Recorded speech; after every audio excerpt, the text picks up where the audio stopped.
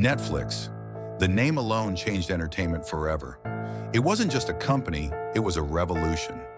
From the way we binge TV to how content is produced, distributed, and consumed, it all bears Netflix's fingerprints.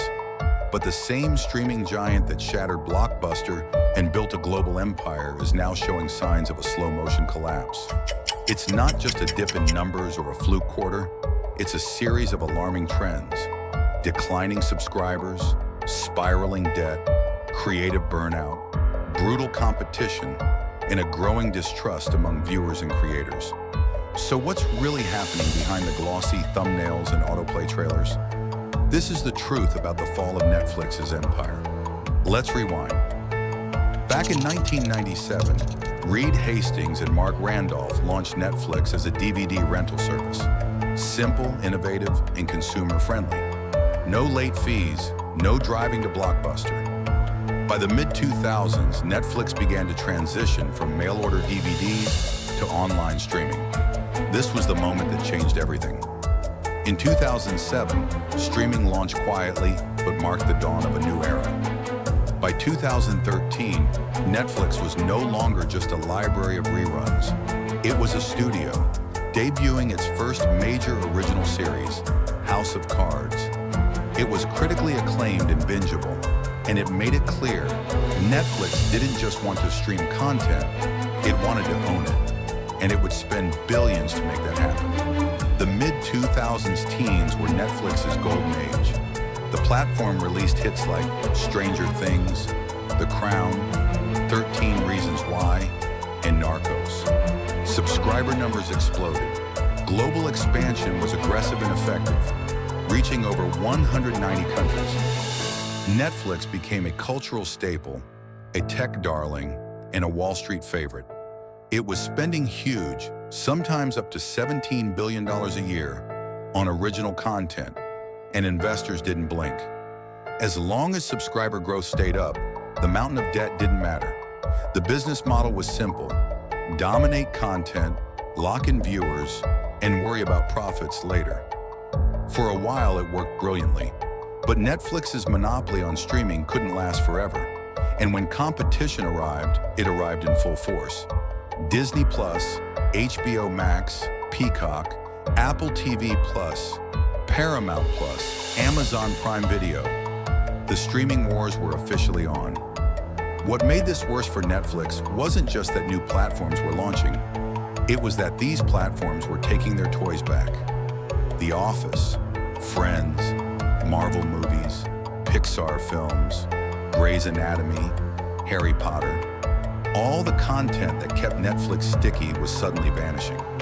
Studios realized they didn't need to rent their IPs to Netflix. They could build their own streaming platforms.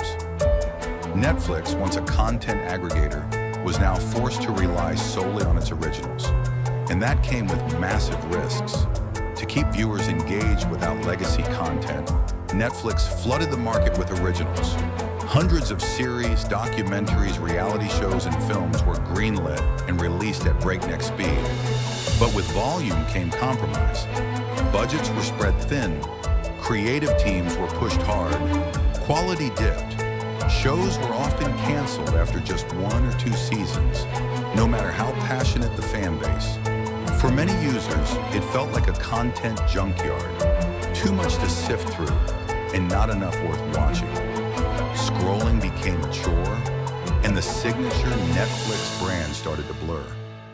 What did Netflix stand for anymore? Prestige? Quantity? Trend chasing? Nobody knew, and that confusion started to cost them. In early 2022, Netflix did something it hadn't done in over a decade. It lost subscribers, not just a few, hundreds of thousands, and soon after, millions. The market reacted immediately. Netflix's stock plunged. Billions were wiped from its valuation. It wasn't just about the numbers. It was the symbolism. For years, Netflix was seen as a growth story. But now that growth had stalled, the cracks became harder to ignore. Worse, younger audiences were turning to TikTok, YouTube, and Instagram Reels for entertainment, for free. And for Netflix, whose business model depends on monthly fees, That was a dangerous shift. Desperate to boost revenue, Netflix made an unpopular move, the password crackdown. It announced that users sharing passwords outside of their household would need to pay extra. On paper, this seemed logical. There were over 100 million people watching Netflix without paying, but in practice it backfired. Loyal users felt punished. Families and roommates were confused by the rules. Many simply canceled. What was meant to increase revenue and enforce fairness only added friction and resentment. In the streaming world, convenience is king. Netflix had made itself less convenient. Netflix was built on a bold promise: no ads, ever. For years, that was part of its identity. But in 2022, under financial pressure, the company introduced a cheaper, ad-supported tier. While it helped capture some budget-conscious users, it also diluted the brand. Suddenly, Netflix wasn't different anymore. It was just another platform with commercials. This move confused loyal customers and invited direct comparisons to Hulu, Peacock, and even YouTube. And for a company that once prided itself on being the industry disruptor, this felt more like a retreat than a revolution. To offset losses in North America and Europe, Netflix turned to global markets. Shows like Money Heist, Dark, and Squid Game became international sensations. But monetizing these regions proved far harder than expected. In countries like India, Netflix was seen as too expensive. In places like Southeast Asia and Latin America, mobile-only plans had to be introduced. But those cheaper subscriptions brought in far less revenue per user. Meanwhile, local streaming competitors were on the rise, producing culturally relevant content at a fraction of the cost. Netflix's global strategy became a high-stakes gamble with uncertain returns. Behind the screen, Netflix was facing another battle, this time with the creators themselves. The 2023 Writers Guild of America strike brought Netflix's business practices under fire. Writers criticized the platform for its lack of residual payments, harsh production timelines, and reliance on algorithm-driven decisions. Unlike traditional TV, where a successful show paid out over time, Netflix's all-you-can-eat model often left creators underpaid and invisible.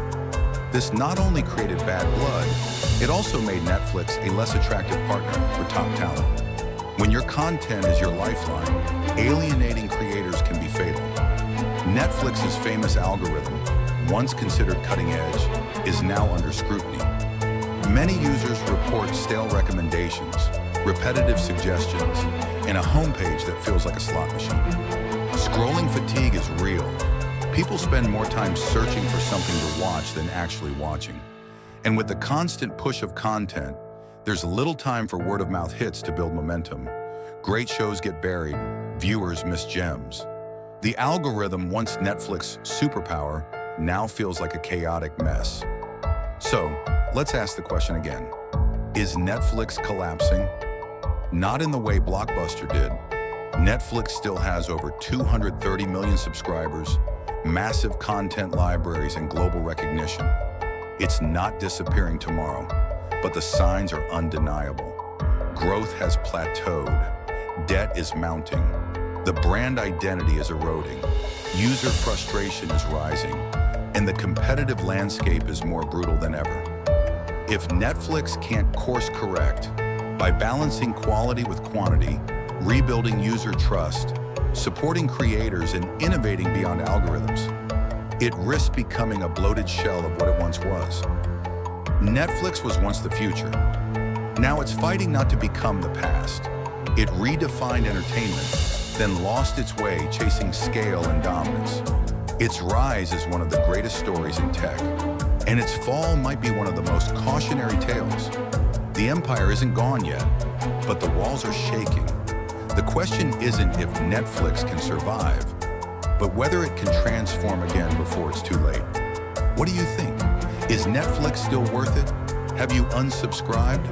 Drop your thoughts in the comments. And if you found this breakdown eye-opening, don't forget to like, share, and subscribe for more deep dives into the rise and fall of today's biggest digital empires.